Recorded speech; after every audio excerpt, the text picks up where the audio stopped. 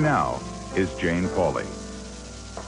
Tonight, a Texas town is reeling from a child snatching that happened so close to home, in broad daylight, in full view of a witness. A 9-year-old girl plucked straight from the seat of the bicycle she was riding. The case is the kind that always gets national attention. But there's more to the story of little Amber Hagerman. Here's Dennis Murphy.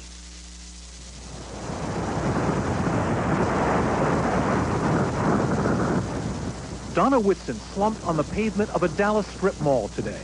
The asphalt waste where her little girl vanished without a trace 4 days ago. I just immediately started screaming Amber as loud as I can, but she never did answer. And that's when I've never seen my Amber since then. Amber Hagerman, not 5 feet tall, 80 pounds, 9 years old, and gone in the 10 minutes she was out of her mother's sight. Vanished is a kinder word than abducted, snatched by a stranger. But according to police, that's what happened. For a case this high profile, I can't remember one where we've just not had anything to go on at this length into the investigation. The ribbons are up. Distraught friends and family gather by the child's grandparents' home, the bungalow she left to go out and play. Donna and her husband, Richard Hagerman, wait for encouraging news that doesn't come. If you've got my daughter, just let her walk away. Just let her go. And Amber, baby, if you're listening, I love you and will not stop looking for you, not for 1 second, not even a half a second. About 3 o'clock last Saturday afternoon, Amber and her little brother were riding bikes in the parking lot of this abandoned supermarket. It's only a few blocks away from her grandmother's house.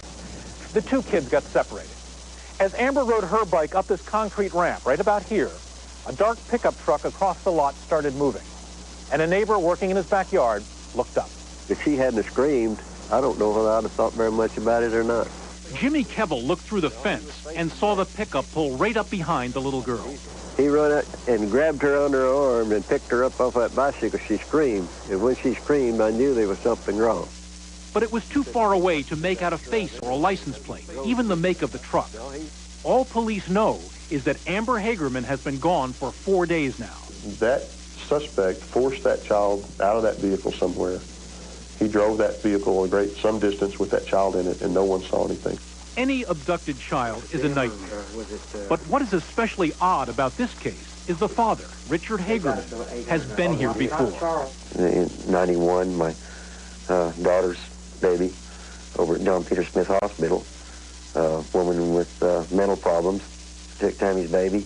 A little over 4 years ago, Hagerman's newborn granddaughter was snatched away and held for 11 hours by a stranger, a woman who was later institutionalized and who police say has nothing to do with Amber's abduction. What are the odds of this kind of lightning hitting twice? That's what everybody asks. What are the odds that it would happen like that? I don't know. Hagerman and his wife Donna are separated. Both have passed lie detector tests. So you're telling me this is not about a custody question? Oh, no. This is not about domestic tension between the two of you? No. No, we get along great. Okay, how tall is she? In my 11 years at the National Center, this is the first time that we've had one where the same family has to deal with the same issue twice. Was Amber snatched by a stranger? Charles Pickett thinks so. He is the liaison between Amber's family and the law enforcement at the National Center that tracks missing children. He was also the caseworker on the Susan Smith case. But this time, he knows where the parents were at the time Amber disappeared. The thing is verifying where the players are in this. We feel very comfortable that this is a non-family abduction, that somebody in the community outside the family is involved in the disappearance of this child. This is my first grade. There is another oddity surrounding the little girl. Tomorrow night, she and her mother would have appeared in a local Dallas TV documentary about families on welfare. That program is postponed indefinitely. Meanwhile, Donna continues her plea to someone out there with a pickup. She's my baby. So will you please just let her go? Please. So far, the Arlington community has raised $15,000 to offer as a reward for information leading to the arrest and indictment of Amber's kidnapper. Still ahead, his parents claim he was a thief and a liar, But for most parents, their solution for dealing with him would be unthinkable. People are listening to this are going to be mortified. Some. Now the Dateline Timeline.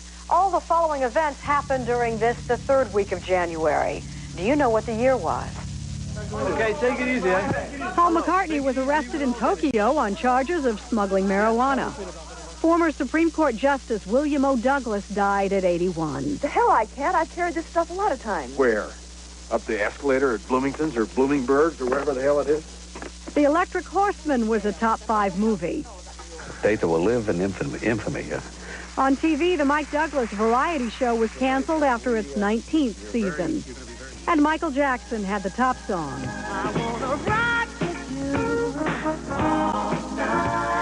All right, what year was it?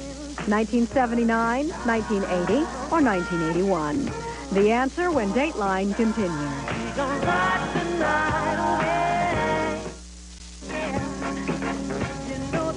So what year was it? McCartney was busted, Douglas died, and Rock With You led the chart. It all happened the third week of January, 1980.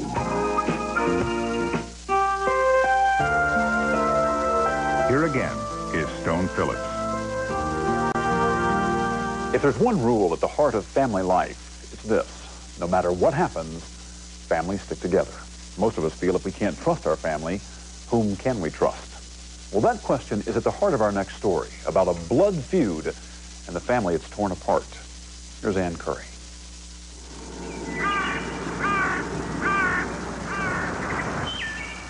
It looks like a picture postcard from Middle America. A tranquil place where you might expect family values are still prized. But underneath the pretty pictures lies another story that tests the most profound human relationships. It pits a son against a mother against a grandmother, and parents against the state. It all began with a parent's fear that their teenager was spinning out of control. That's what I always heard. We can't trust you. We don't trust you. The lying and manipulating he was so good at it. Diane Weber, a parent in Omaha, Nebraska, says raising a teenager forced her to act like a prison guard. The scariest stuff was the razor blades and pocket knives. She says her son Dan was always so untrustworthy that she was reduced to frisking him. You're giving him a search before he goes to school. Periodically. You don't do anything regularly with Dan or he knows it's coming. You actually put your hands in his pocket? I put it in the back pocket. As he was trying to head out the door? Before he went out the door to the bus. In addition to razor blades and pocket knives, she says she found these kinds of items she was convinced were stolen. Cigarettes, cigars, lighters, diet pills, and wine, all hidden in his closet. She suspected he was stealing for years, but it wasn't until he was 13 that she caught him. On a day she unexpectedly came home early from work, she saw her husband's car was missing. She sensed immediately that her son had taken it. I didn't know if he was in the ditch, killed in a car accident. We lived by very busy streets. She was frantic by the time she got the phone call that told her what happened. Dan had taken his father's car for a ride to Kmart, where he was caught shoplifting chewing gum. Diane and Ken Weber, a highway construction foreman, were disturbed by Dan's attitude when they picked him up. Like he really didn't think what he did was wrong at all. Yelling absolutely did no good with Dan. He's blank. He was just numb to anything. What do parents do when a child misbehaves and shows no remorse? What these parents did is raising questions about whose rights are more important, a parent's or a child's. The family tried counseling, but the parents say Dan showed little signs of progress. And when he became a teenager, they began to fear the worst. We just knew he had to get his act together. He was going to be going into high school. There was a lot more that he could have gotten involved in high school. That scared us. He was about to change schools and was going through physical changes as well. His parents saw a boy transform into a young man in just 1 year. What happened to you that made you go, okay, that's it? I just had enough. I mean, we're talking years and years and years of stuff. And I think I just had it. It's like, why do I have to do this? No. What happened next would shock many parents. I took him in. Diane says she was exasperated when she made this threat. If you think you have it so bad here, how would you like to go to a foster home and just see how bad it is? Dan went to school that day without giving his mother an answer. But when he returned, she says he told her something she will never forget. That's what I want to do. For their foster home. I was just taken aback. Why'd you let him be the one who decides if, in fact, that happened? Why let him decide to go to foster care? Why not keep him?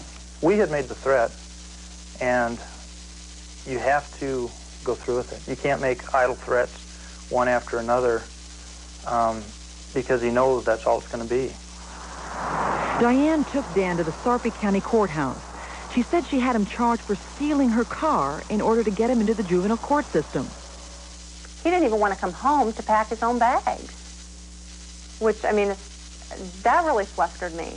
I mean, how much more rejection can a parent have from a child? Didn't that hurt? Yes, he can't even come by to say goodbye. It hurts. It still hurts. How can you take your son, your flesh and blood, the child you raised ever since he was born, and give him away to strangers? We didn't give him away. Not knowing, okay, turn him over to strangers. They're there to help. That's what we thought. But you expected that he was going to learn a lesson. So you expected that it wasn't going to be fun for him. How could you do this, Diane? You would do whatever it took to get your child help. How long did you think he was going to be in foster care? What was your plan? Maybe a week. When Diane returned from the courthouse without Dan, her own mother, Dan's grandmother, confronted her. She said, I gave him away. Just bluntly, I gave him away. She says she never said that she gave him away. Said it twice. And I'll never forget that. Dan's grandmother said she quickly left in tears and called his aunt, who found him sitting in an office at social services. If your sister was trying to teach Dan a lesson, this definitely was not the way to do it. Dan went home with his aunt for 4 days. When his parents found out, they were furious. They had coached him all weekend about how horrible we were and that he would never have to come home. The Webbers insisted their son come home, but they weren't prepared for his anger about what had happened. He was horrible. I mean, I've just never seen him like that. Why wouldn't he be angry, Diane? Why shouldn't we be angry? It was actually scary. You know, we'd never, ever seen him like this before. That night when he came home, he was physically and verbally violent, slamming doors, screaming, yelling. I was terrified. So terrified of Dan's rage that she believed he would turn to violence. What were you thinking he might do? We didn't know. End up killing. I wasn't, mothers, I was never fearful for myself, but that's just, I think, a mother's thing, check on your family. But I didn't know. I really thought that he would do something to Ken. The rage, the anger. For the next 2 months, Ken and Diane say they tried to work with Dan without any interference from relatives. But then, Diane discovered something she felt was sabotage. Supportive cards from relatives, secretly delivered to Dan by a friend. And it just was undermining everything we had tried. Diane had had enough. After another argument, she called social services. Dan said he wanted out, too. She dropped him off at the courts again. He was 14 years old. That was the last time Dan and Diane had spoken face-to-face. That was 3.5 years ago. How could a mother and son have reached such an impasse? The mother tells one story. The son tells another. My mom said once to me that she would never be able to trust me until I proved her wrong. She never gave me a chance to prove her wrong. Dan says his mother was always too strict with him, but summers were worse because while she worked, he stayed home by himself. And my mom left me a list of chores to do all day. I had to keep the curtains closed. Couldn't answer the door, couldn't answer the phone or talk on the phone. And you couldn't go out and play with friends? No. And nobody came over? Nope. I didn't have people over. And then one day I found my dad's car keys. So I kind of took off. And you ended up at Kmart? I got caught for shoplifting a pack of gum. What was going through your mind? I was happy. I was going out and doing what I wanted to do. This was the first time you did anything wrong? Pretty much, I feel. Dan says he bought most of the things his mother says she found in his closet with money from his piggy bank. He says the razor blades were harmless tools for an architecture project at school. And his pocket knife, that was a gift from his father for Boy Scouts. I got $2 a week for allowance. every week. And every week, usually, it went into that piggy bank.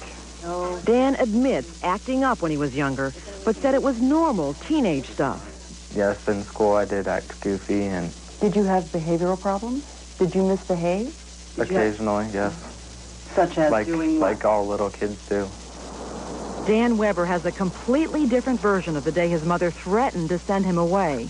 He says a battle broke out when she searched his pockets and discovered money, which she had forbidden him from taking to school. It's $2, and she found it, and she pretty much flipped out about that. What did she do? She got really angry. I broke one of her rules. She yelled at me, slapped me. But Dan says he never said he wanted to go to foster care. I said, I don't know. And I guess she took it as a yes. Did you No. possibly say yes? No, Why wouldn't you have said yes? I wouldn't have said yes. It's just not a question you'd ask somebody, especially your own kid. She just did it like nothing, like it didn't mean anything. That's what I felt, that she just didn't want me anymore. Dan went to a foster home for 3 months and then to Boys Town, a home for troubled children, for a year. It is New Citizen Day here at Boys Town. The young man who his parents say was such a headache not only completed the Boys Town program, but managed to achieve a B+ average. This is your first dog. Now he lives with his grandmother. She's always been the best person. But that's not the end of it. Although he left his parents' home years ago, there's someone in that house who he says he really wants to see. When he left their home, she was only 5 months old. But he can't forget her. He had a picture on his dresser, and everybody knew that that was his sister. His house parents at Boys Town remember Dan's fondness for his sister. You know, Halloween. I wonder what she's going to go as for Halloween or Christmas. There you go. Megan Weber is now 4 years old. She even has a little sister, almost 2, who Dan has never seen or met. Dan asked the court to allow him visitation with Megan, and the court ordered it. 1 hour a month supervised. But the Webers appealed the order. What are you so scared of? What's he going to do? What's the worst? 1 hour could lead to unsupervised visitation. Then would Megan not come home one day? Would we find her in a ditch? This kid is dangerous. Why do you want to see your little sister bad enough to sue your parents? She's my sister. I mean, she's my family. I haven't had any brothers or sisters all my life. And then finally, when I have a sister, 5 months later, all this happens. Some people watching this might think that you're only pursuing this, trying to see Megan, because you want to get back at your parents. I really don't care what my parents do right now.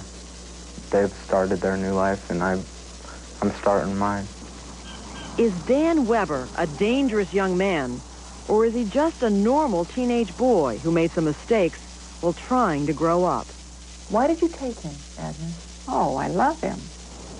His grandmother is just one of half a dozen people who told us Dan has never been a problem. Dan never acted up. Even though he dropped out of school, he's studying to get his high school equivalency diploma, and he's working full-time at a hotel laundry service. He gave me no reason not to trust him. The deputy county attorney agrees. He was being a very good kid. He was following the rules. He'd been participating in therapy. He'd been doing everything the court had asked of him. This may all be true, but kids have been known to act one way in public and another way with their parents. But could Diane Weber be right about her son?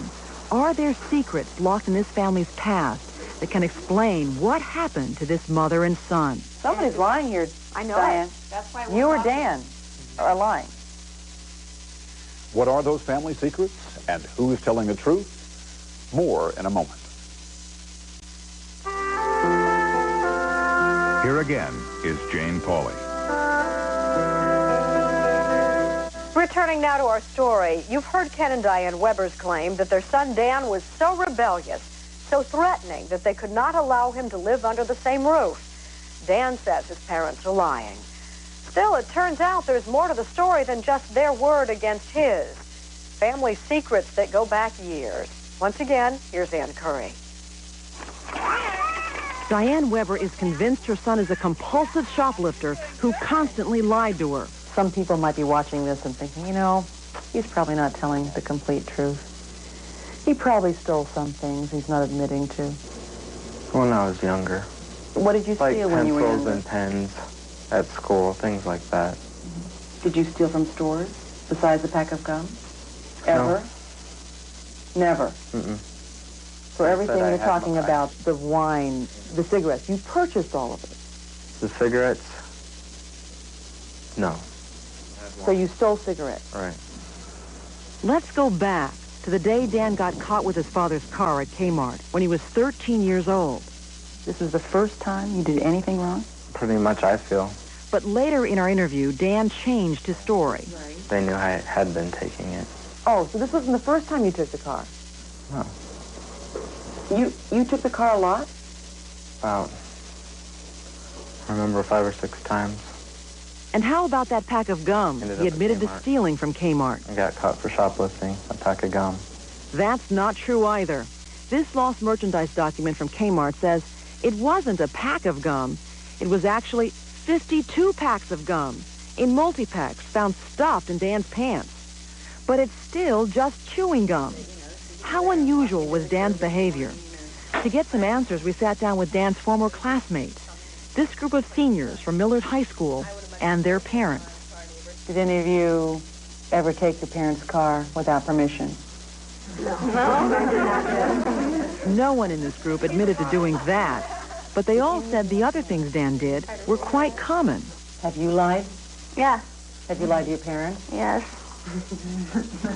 Have they known what the lie was afterwards? I mean, did they ever find out? Oh, yeah.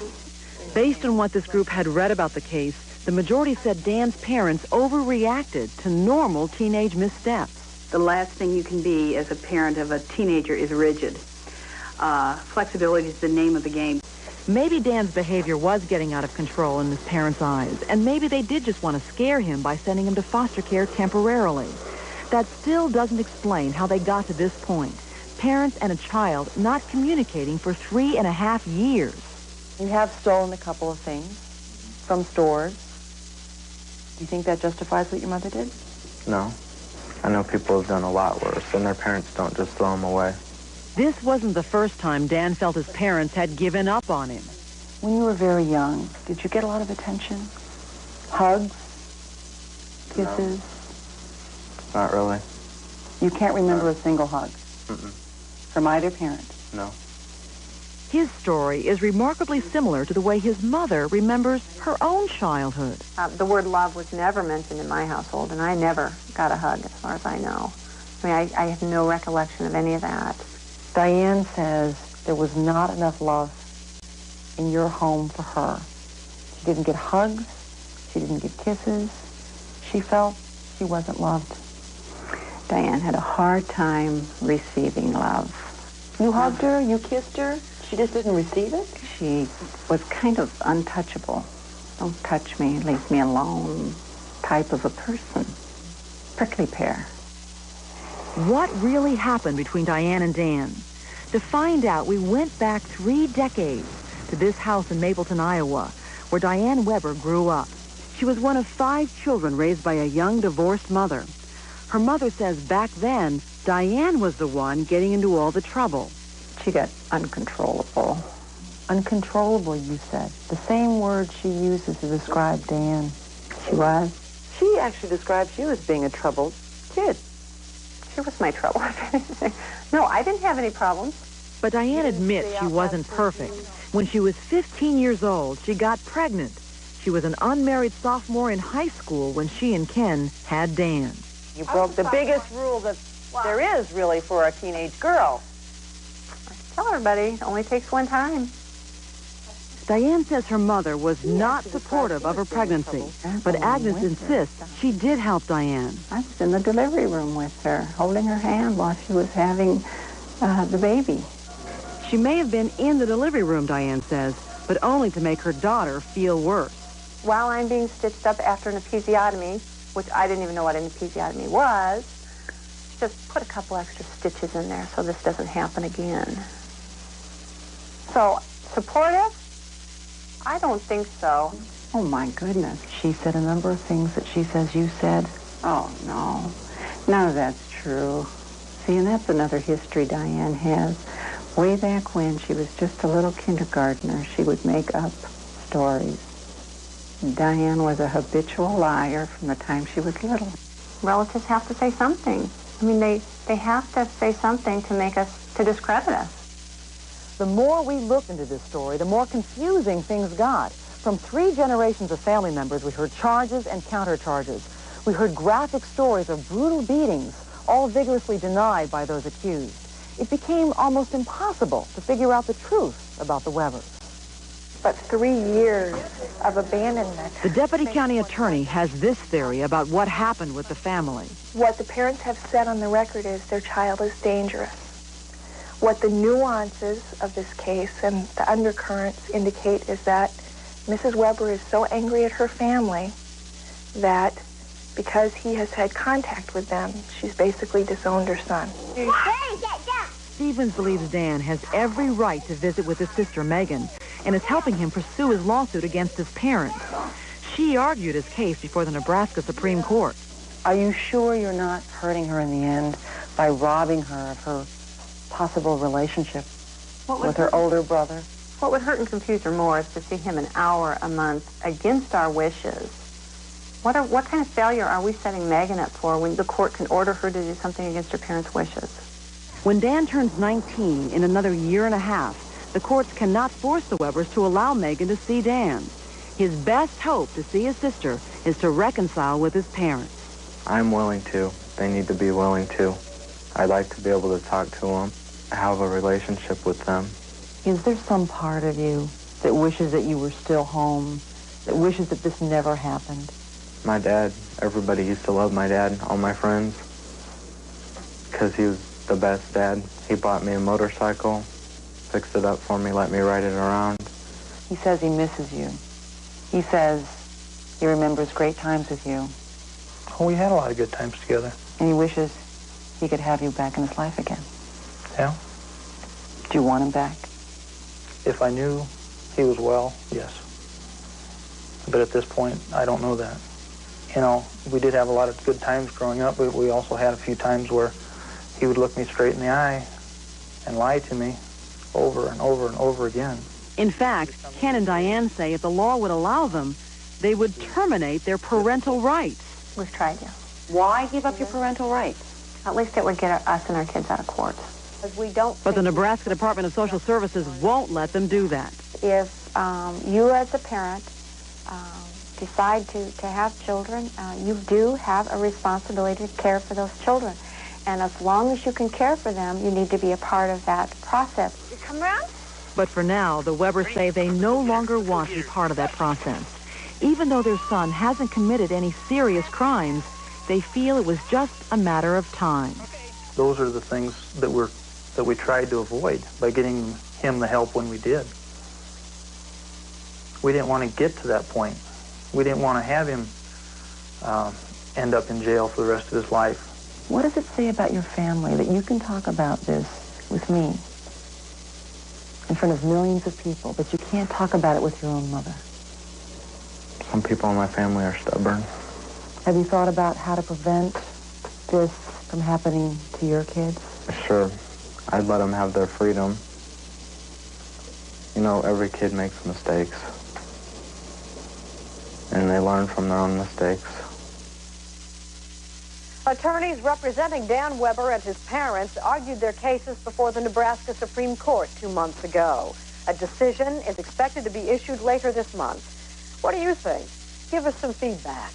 If you're over 18, you can call us at 900-678-4622, which will cost you 95 cents a minute.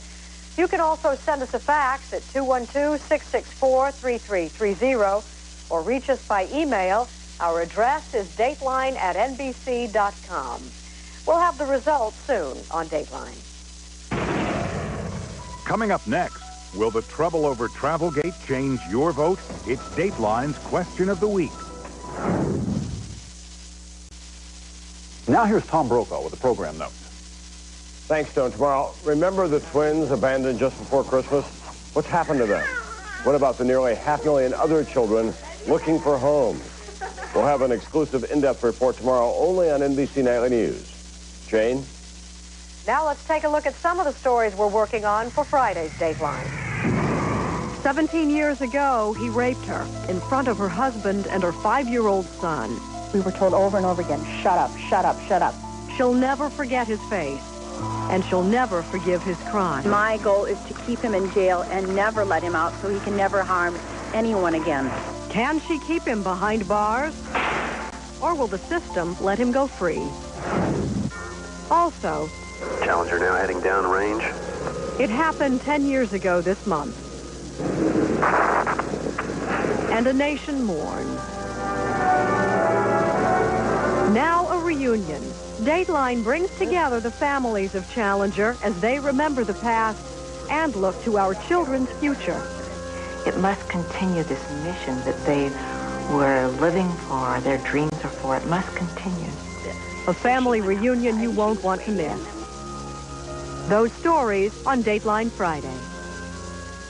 And finally tonight, will the controversy swirling around Hillary Clinton affect your vote in November? That's Dateline's question of the week. With Senate hearings over Whitewater in full swing, the First Lady has gone public to address some of the pressing questions about her role in Whitewater, as well as the so-called Travelgate affair. With that in mind, we asked 506 adults, will the controversy surrounding Hillary Clinton affect your vote for president? As of right now, I will not be voting for Clinton based on the allegations that are coming out of the Senate. It wouldn't affect the way I vote, because that's Hillary, not Bill. The controversy about Hillary Clinton will not affect my decision in voting at all because I find it to be very irrelevant. In our survey, 17% of you said the controversy will affect you a little. 18% said a lot. But a majority, 61%, said the First Lady's woes carry no weight at all when it comes to picking a president. That's Dateline for this Wednesday. We'll see you again for Dateline Friday at 9 Eastern, 8 Central Time.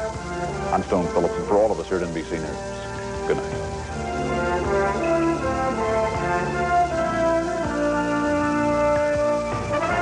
For a transcript, call 1-800-777-TEXT. To purchase a video segment, call 1-800-420-2626.